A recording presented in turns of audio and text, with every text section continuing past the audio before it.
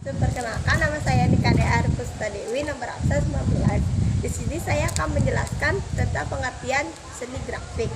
Seni grafik termasuk karya seni rupa di Wimastra yang dibuat untuk mencurahkan ide atau gagasan dan emosi seseorang dengan menggunakan teknik cetak sehingga memungkinkan pelipat ganda karyanya. Istilah seni grafik terkenal juga dengan seni cetak. Grafik berasal dari bahasa Yunani graphin yang berarti menulis atau menggambarkan. Diksi seni rupa Mike Susanto halaman 47. Istilah grafik dari bahasa Inggris adalah graph atau grafis, yang berarti dalam membuat tulisan lukisan dengan cara ditoreh atau digores. Karya seni grafik umumnya dibuat di atas kertas pada teknik monope. Prosesnya mampu menciptakan salinan karya yang sama dalam jumlah banyak. Ini yang disebut dengan proses cetak. Seni grafis diciptakan di atas permukaan yang disebut dengan plat atau medium cetak. Plat yang dijadikan sebagai media ini meliputi papan kayu, logam, lemparan kaca akrilik, lemparan linoleum, atau batu litografi. Seni yang kedua, ada jenis-jenis seni grafik dan tekniknya. Pembagian jenis grafik dilakukan berdasarkan teknik pembuatannya. Bahan-bahan dan alat yang dipakai juga beragam sesuai teknik yang digunakan. Jenis-jenis seni grafik berdasarkan teknik pembuatannya dapat dibedakan sebagai berikut. Yang pertama ada cetak tinggi. Cetak tinggi merupakan klis acu atau alat cetak yang akan menghasilkan gambar dari bagian yang menonjol.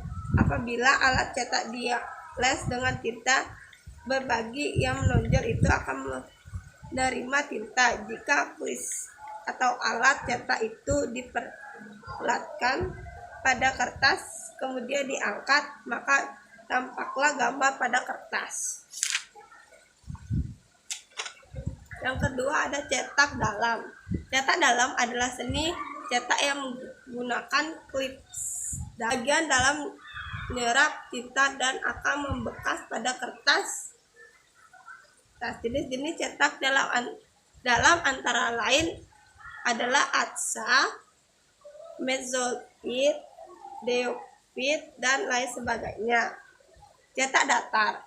Cetak datar adalah teknik cetak yang menggunakan kliset datar dengan prinsip saling menolak dan menerima antar tinta dan air. Cetak datar adalah banyak hasil cetak dengan media permukaan yang datar.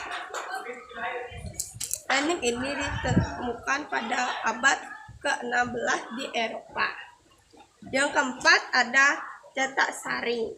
Cetak saring adalah salah satu teknik proses cetak yang menggunakan layar skren dengan kerapatan serat tertentu. Cetak sering dikenal dengan sablon atau seni grafis. Sablon tersebut banyak digunakan untuk mencetak tulisan maupun gambar pada permukaan datar atau rata.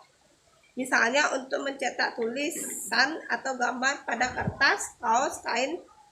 Perkenalkan, nama saya Indonesia Felisika Putri dari kelas 9I absen 22. Di sini saya akan menjelaskan tentang berkarya seni grafik. Yang pertama ada proses pembuatan cetak tinggi. Pembuatan gambar dengan teknik cetak tinggi dapat menghasilkan karya yang menarik, yang berbeda dengan gambar atau lukisan yang pernah kamu buat. Prinsip kerjanya adalah mendapatkan ruang positif permukaan yang tinggi dan negatif permukaan yang ceku. Bahan dan alat cetak tinggi adalah sebagai berikut. Bahannya adalah terdiri dari papan sebagai alas, cardboard atau papan MDF, tinta atau cat cetak, kaos, kain atau kertas. Kalau perlu ditambah cat pengering agar pengeringannya lebih cepat. Di sini ada peralatan yang diperlukan adalah pensil, gunting, pisau cutter, workat, roller untuk meratakan warna. Pahat atau mencungkil kayu digunakan untuk membentuk gambar pada plat sebagai flis cetak. Yang kedua, keterangan gambar. Membuat sketsa pada plat, memindahkan ke plat, meletakkan dan coret bagian ini. Proses memberi tinta dengan bantuan roller, menggosok meratakan dengan alat, sendok, dipres dengan alat press atau mesin press. Buka pelan-pelan sambil dilihat apakah warna sudah rata. Hasil jadi sebuah karya seni cetak tinggi. Yang ketiga ada cetak saring. Proses pembuatan cetak saring adalah yang pertama, kerangka sprit bingkai yang terbuat dari kayu atau aluminium sprit, bisa dibilang kain kasa atau monli, merupakan kain berserat yang berfungsi sebagai sarana untuk membentuk gambar atau tulisan pada benda-benda yang akan ditabur. Yang kedua, meja cetak sebagai alas atau tempat untuk melakukan penyabunan. Yang ketiga, rakel digunakan untuk meletakkan tinta spray. Keempat, obat sabun, emulsi atau bisa dibilang sanitizer. Yang kelima, cat dan sari warna sabun. Proses pembuatan klise. Ada dua hal yang harus diperhatikan dalam pembuatan klise, yaitu memperhatikan bahan yang digunakan dan teknik yang digunakan. Bahan yang digunakan harus transparan. Hal tersebut dimaksudkan agar pada saat penyinaran pengeksposan, bagian yang seharusnya tidak tembus oleh mata akan terkena sinar secara utuh. Bahan yang yaitu memperhatikan bahan yang digunakan atau yang digunakan. Bahan yang digunakan harus transparan. Hal tersebut dimaksudkan agar pada saat penyinaran, bagian yang seharusnya tidak tembus oleh tinta akan terkena sinar secara utuh. Bahan biasanya digunakan adalah kertas parkir, film, dan mikrofilm. Dalam menggambar untuk membuat klise, ada beberapa teknik yang dapat digunakan, yaitu langsung pada screen. Pada teknik ini, setelah screen diberi tulisan atau gambaran cepat. Negatif film. Teknik ini menggunakan kertas parkir atau kertas biasanya yang sudah tergambar. Proses up-group pengeksposan. Up-group pengeksposan penyinaran adalah proses memindahkan gambar kertas yang akan menjadi model desain ke screen dengan bantuan bahan yang disebut emulasi sabon.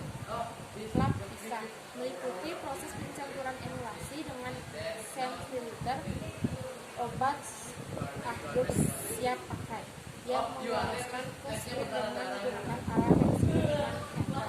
Bisa juga dipakai penggaris. Pengeringan awal. Proses pengeringan ini bisa dilakukan dengan menggunakan bantuan hair dryer dengan didiamkan saja sampai kering atau menggunakan kipas angin. Penyinaran screen ke panas matahari atau minyak. Screen yang sudah kering dari lautan emulasi, lalu bagian bawah diaplikasi dengan busa hitam. Pembuatan klise. Semprot dengan air untuk menghilangkan bagian yang seharusnya hitam pada bagian screen yang kita desain.